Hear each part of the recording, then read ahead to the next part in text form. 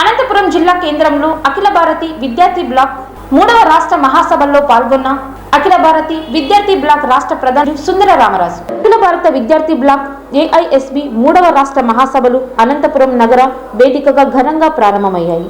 బుధవారం ఆర్ట్స్ కళాశాల నుండి లలిత కళా వేదిక వరకు భారీ ర్యాలీ చేపట్టి అనంతరం లలిత కళా వేదికలో బహిరంగ సభ నిర్వహించడం జరిగింది. ఈ సందర్భంగా ముఖ్య అతిథిగా వచ్చిన ఫార్వర్డ్ బ్లాక్ పార్టీ రాష్ట్ర ప్రధాన కార్యదర్శి సుందర రామరాజు, అఖిల భారత విద్యార్థి బ్లాక్ జాతీయ కన్వీనర్ జయవర్ధన్, ఏఐఎస్బి అనంతపురం జిల్లా ప్రధాన కార్యదర్శి పృథ్వీలు మాట్లాడుతూ సమాజంలో విద్యార్థి సంఘాల పాత్ర చాలా కీలకమైందని, విద్యారంగ సమస్యల పట్ల కేంద్ర రాష్ట్ర ప్రభుత్వ విధానాల పట్ల విద్యార్థి సంఘాల పోరాటాలు స్ఫూర్తిదాయకమని వారు పేర్కొన్నారు. విద్యార్థి సంఘాలు విద్యా సంస్థకు, విద్యార్థులకు, ప్రభుత్వాలకు మధ్య వారధిలా పనిచేస్తూ నిత్యం విద్యారంగ సమస్యల పట్ల సమస్యల పోరాటాలు నిర్వహించడం హర్షణీయమని వారు కొనియాడారు. నేతాజీ సుభాష్ చంద్రబోస్ ఆశయాలతో ముందుకు సాగుతున్న అఖిల భారత విద్యార్థి బ్లాక్ సోషలిజం, శాంతి, అభ్యుదయం అనే నినాదాలతో ముందుకు సాగుతున్న అఖిల భారత విద్యార్థి బ్లాక్ దేశవ్యాప్తంగా విద్యారంగ సంస్థలపై నిరంతరం పోరాటం కొనసాగిస్తుందని వారు తెలిపారు. కూటమి ప్రభుత్వం అధికారంలోకి వచ్చిన తర్వాత విద్యార్థులకు ఇచ్చిన హామీలను అమలు చేయడంలో పూర్తిగా వైఫల్యం చెందిందని వారు ఆరోపించారు. ముఖ్యంగా విద్యాశాఖ మంత్రి నారా లోకేష్ అధికారంలోకి రాకముందు పాదయాత్రలో విజయం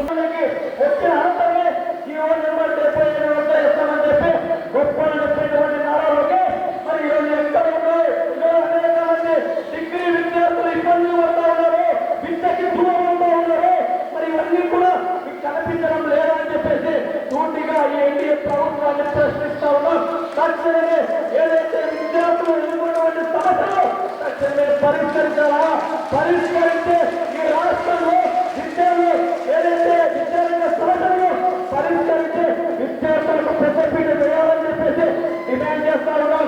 అదేవిధంగా నారా లోకేష్ గారు మరి చెప్తా ఉన్నారు, ఈ రాష్ట్రంలో నిలుతున్నటువంటి సమస్యలను పరిష్కరిస్తా ఉన్నాం.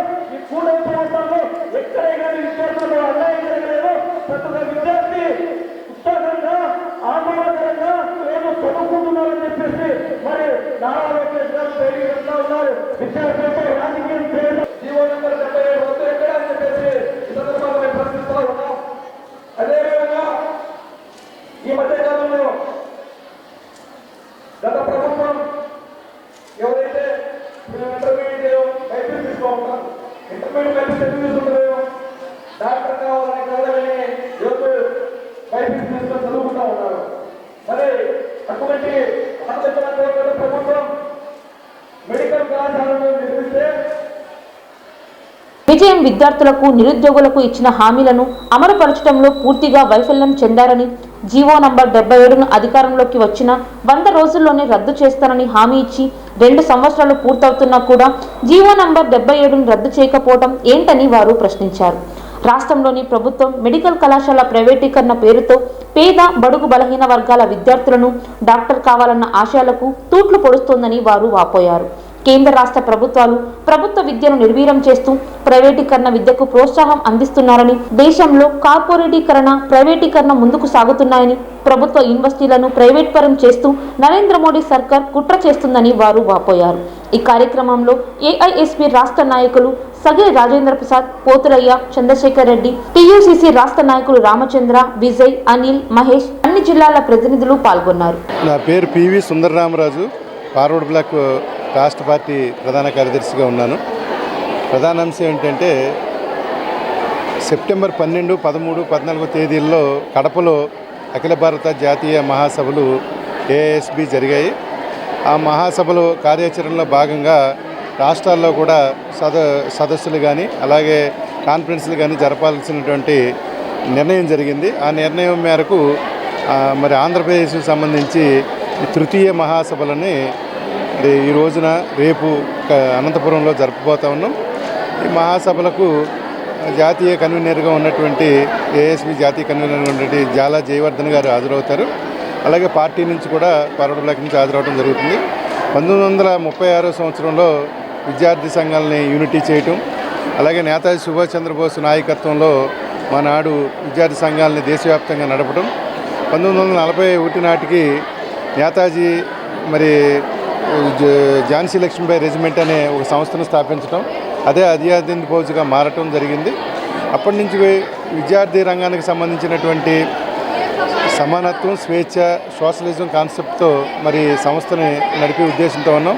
దురదృష్టవశాత్తు 2014లో వచ్చినటువంటి ఈ ఎన్డీఏ కూటమి వందే మాతరం అనే బెంగాల్లో జరిగిన 1905లో జరిగినటువంటి ఉద్యమానికి ఒక ఉగ్రభాష్యాన్ని, అలాగే హిందూ మతానికి పేటెంట్ రైట్గా చెప్తూ విద్యా విధానాన్ని భ్రష్టు పట్టించారు.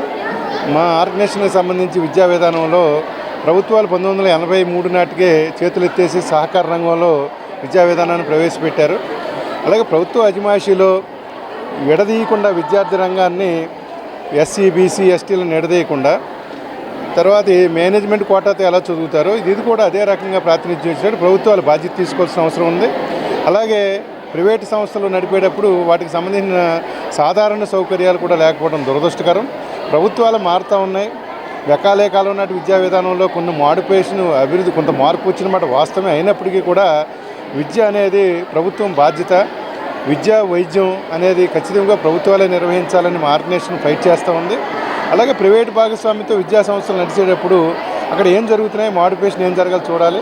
అంటే ఎంతసేపు ఏంటంటే ప్రైవేట్ మేనేజ్మెంట్ నడిపితే తప్పని, ప్రభుత్వం నడిపితే కరెక్ట్ అని కాదు. ఈ రెండింటి మధ్య భాగస్వామ్యం, సమన్వయం జరగాలని మా సంస్థ యొక్క ప్రధాన ఉద్దేశం. ప్రైవేట్ ఆర్ గవర్నమెంట్ యాజమాన్యం నడుస్తూ ఉంటే, ఎందుకంటే ప్రభుత్వాలు నడిపే అవకాశాలు లేవు. మెడికల్ కాలేజీ దగ్గర నుంచి అంటే ఆదాయం వచ్చేటువంటి మెడికల్, ఇంజనీరింగ్ ప్రైవేట్ విద్యా సంస్థలు నడుపుతున్నాయి. అలాగే ఎలిమెంటరీ స్కూలు, అప్పర్ ప్రైమరీ స్కూల్లో స్థాయిలో ఉన్నటువంటి విద్యా విధానంలో మరి ప్రభుత్వాల చర్యలు ఏమాత్రం సరిలేవు. అయితే పూర్తిగా హేతువాదం పేరుతో వెళ్ళిపోవటం, లేకపోతే కనుక మతవాదాన్ని చొప్పించే ప్రయత్నాలు జరుగుతూ ఉన్నాయి. అంటే మేము భావవాదానికి, భౌతికవాదానికి అతీతంగా నడిచే ఆర్గనైజేషన్ మాది. సోషలిస్ట్ కాన్సెప్ట్ ఉండాలి. ఈ వనరుల మీద, విద్యా, వైద్యం మీద ప్రభుత్వం అజమాయిషీ ఉండాలి తప్ప, ప్రజల భాగస్వామ్యం ఉండాలి తప్ప, ప్రజలకి భాగస్వామ్యం వహించకుండా ప్రభుత్వాలు జవాబుదారీతనం చెప్పకుండా, విద్యకు తరైన కేటాయింపులు చేయకుండా ఎలా తోస్తే అలా మాట్లాడటం, ఎన్నికలు వచ్చినప్పుడు ఒక మాట, ఎన్నికలు అయిపోయిన తర్వాత ఒక మాట మాట్లాడుతూ ఉన్నారు. ఈ విధానానికి వ్యతిరేకంగా జాతీయ స్థాయిలో రాజకీయ కార్యాచరణ రూపొందించడం జరిగింది. అఖిల భారత విద్యార్థి బ్లాక్ రాష్ట్ర స్థాయిలో కూడా ఇవాళ రేపు జరిగేటటువంటి కాన్ఫరెన్స్లో రాష్ట్రంలో ఉన్న సమస్యలు, ప్రైవేటు విద్యా విధానానికి వ్యతిరేకంగా మంచి కార్యాచరణ తీసుకుని పనిచేయడానికి, ఒక నూతన నాయకత్వాన్ని ఎన్నిక చేసుకోవడానికి ఈ రాష్ట్రంలో ఉన్న అన్ని జిల్లాల నుంచి ప్రాతినిధ్యంతో జాతీయ మహాసభలు జరుగుతున్నాయి, రాష్ట్ర మహాసభలు జరుగుతాయి. ఈ మహాసభల్లో నూతన నాయకత్వం ఎన్నుకోవడం జరుగుతుంది. బడుగు బలహీన వర్గాల విద్యార్థులు ఎవరైతే ఉన్నారో చదువుకోవడానికి గత ప్రభుత్వం ఏదైతే జీవో నెంబర్ 77 తెచ్చిందో దాన్ని 100 రోజుల్లో రద్దు చేసి ఖచ్చితంగా పేద బడుగు బలహీన వర్గాల విద్యార్థులకు చదువుకోవడానికి వీలు అవకాశం కల్పిస్తామని చెప్పినటువంటి నారా లోకేష్ గారు మీరు ఇచ్చినటువంటి హామీ ఎక్కడ, మీరు ఇచ్చినటువంటి హామీ ఏమైందని చెప్పేసి ఈ సందర్భంగా మేము ప్రశ్నిస్తూ ఉన్నాం. అదేవిధంగా ఈరోజు రాష్ట్రంలో ప్రభుత్వ మెడికల్ కళాశాలను ఈరోజు ప్రైవేట్ పరం చేస్తూ ఉన్నారు. మరి ఈ ప్రభుత్వ మెడికల్ కళాశాలను ప్రైవేట్ పరం చేస్తే ప్రభుత్వ పెట్టుబడిదారుడు కేవలం ఒక్కొక్క ఎకరాకి ₹1 మాత్రమే చెల్లిస్తాడు. దానివల్ల ఎంత ఆదాయం వస్తుంది ఈ ప్రభుత్వానికి అని మేము డిమాండ్ చేస్తూ ఉన్నాం. మరి బిల్డింగ్ పూర్తయిన తర్వాత వాళ్ళు చేసేటువంటి పెట్టుబడిదారుడు ఏదైతే కోటా ఎంబీబీఎస్ సీట్లు కేటాయించడం జరిగేటప్పుడు 60% పెట్టుబడిదారుడికి, 40% గవర్నమెంట్కి ఇస్తూ ఉన్నారు. మరి దీనివల్ల పేద బడుగు బలహీన వర్గాల విద్యార్థులు ఈరోజు ఎంబీబీఎస్ చదివి డాక్టర్ కావాలన్న కళకు ఈరోజు రాష్ట్ర ప్రభుత్వం కుట్ర చేస్తూ ఉంది. వాళ్ళను విద్యకు దూరం చేయాలని ఒక కుట్ర జరుగుతుంది. మరి అదేవిధంగా ఈ రాష్ట్ర ప్రభుత్వం, ఈ నారా లోకేష్ మంత్రి గారు ఈ మధ్యకాలంలో ఒక జీవో తెచ్చారు.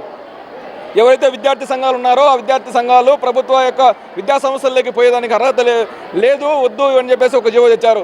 మరి ఎందుకు ఈ జీవో తెచ్చారని మేము ఈ విద్యాశాఖ మంత్రిని సూటిగా అడుగుతూ ఉన్నాం. అయితే మీ యొక్క ప్రభుత్వ హయాంలో జరిగేటువంటి ఏదైతే తప్పిదాలను విద్యార్థుల్లోకి తీసుకెళ్తామనే మీ యొక్క ఆలోచనను ఈరోజు ఆ యొక్క జీవో ద్వారా అడ్డుకుంటా ఉన్నారు. మీ యొక్క తప్పిదాలను విద్యార్థులకు కలిగితే రాబోయే ఎన్నికల్లో ఖచ్చితంగా మీకు తగిన గుణపాఠం జరుగుతుందని చెప్పేసి ఈరోజు విద్యార్థి సంఘాలను నిలవరిస్తూ ఉన్న కుట్ర జరుగుతుంది. కాబట్టి ఖచ్చితంగా ఏదైతే నారా లోకేష్ మంత్రి గారు ఒకటే దృష్టి పెట్టుకోవాలి.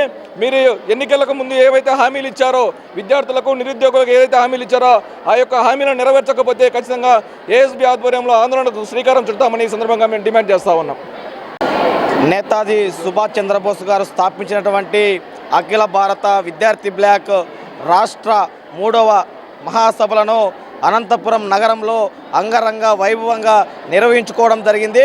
మరి ఈ రాష్ట్ర మహాసభల్లో మరి ప్రత్యేకంగా విద్యారంగ సమస్యలపై మరి మాట్లాడడం జరిగింది. ఈ రాష్ట్రంలో నెలకొన్నటువంటి విద్యారంగ సమస్యలను పరిష్కరించాలా, ఏదైతే ప్రైవేటీకరణతో ఈరోజు ఈ పరిపాలన కొనసాగుతూ ఉందో ఆ యొక్క ప్రైవేటీకరణను ఈరోజు మీరు పక్కకు నెట్టి ఈరోజు ప్రభుత్వ విద్యను ప్రభుత్వ సమస్యలను ఏవైతే ఉన్నాయో దాని గాడిని పెట్టే విధంగా మీ కార్యాచరణ ఉండాలని చెప్పేసి రాష్ట్ర ప్రభుత్వానికి తెలియజేస్తూ ఉన్నాం. అదేవిధంగా ఈ రాష్ట్రంలో నెలకొన్నటువంటి విద్యారంగ సమస్యలు అనేకంగా ఉన్నాయి. మరి ఈరోజు ప్రభుత్వ హాస్టల్స్ కావచ్చు, లేదంటే ప్రభుత్వ పాఠశాలలు కావచ్చు, కళాశాలలు కావచ్చు, అనేకమైనటువంటి విద్యార్థులు ఇవాళ రకరకాలుగా ఇబ్బందులు పడుతూ ఉన్నారు. ఈ సమస్యలన్నిటికీ నారా లోకేష్ గారు ప్రత్యేక చొరవ తీసుకొని ఈ సమస్యలను పరిష్కరించాలని చెప్పేసి డిమాండ్ చేస్తూ ఉన్నాం. అదేవిధంగా ఏదైతే మరి ప్రతిపక్షంలో ఉన్నటువంటి నేపథ్యంలో నారా లోకేష్ గారు పాదయాత్ర చేస్తూ ఈ రాష్ట్రంలో ఉన్నటువంటి విద్యారంగ సమస్యలని నాకు అవగాహన ఉన్నాయి, ఖచ్చితంగా మేము అధికారంలోకి రాగానే మరి ఈ యొక్క విద్యారంగ సమస్యల్లో పరిష్కరిస్తామని చెప్పేసి మరి అబద్ధమైనటువంటి మాటలు చెప్పి గద్దెనెక్కినటువంటి ఎన్డీఏ ప్రభుత్వం ఇవాళ యొక్క విద్యారంగ సమస్యలను పక్కకు నెట్టి ఈరోజు వాళ్ళ స్వార్థ రాజకీయాలు ఈరోజు చేపడతా ఉన్నారు. తక్షణమే ఏదైతే రాష్ట్ర వ్యాప్తంగా ఉన్నటువంటి విద్యారంగ సమస్యలను పరిష్కరించాలని చెప్పేసి ఆల్ ఇండియా స్టూడెంట్ బ్లాక్ ఏఐఎస్బీగా రాష్ట్ర ప్రభుత్వానికి విజ్ఞప్తి చేస్తా. ప్రభుత్వ ఆసుపత్రి వద్ద అంబులెన్స్ డ్రైవర్లకు న్యాయం చేయాలని మా పోరాటం. ఏఐటీ కార్యదర్శి కృష్ణుడు, నగర అధ్యక్షుడు చిరంజీవి. మీరు ఎవరికి అడ్డు చెప్పకండి, సీరియల్లో వెళ్తుంది, జాగ్రత్తగా చేసుకోండి అని చెప్పి వస్తే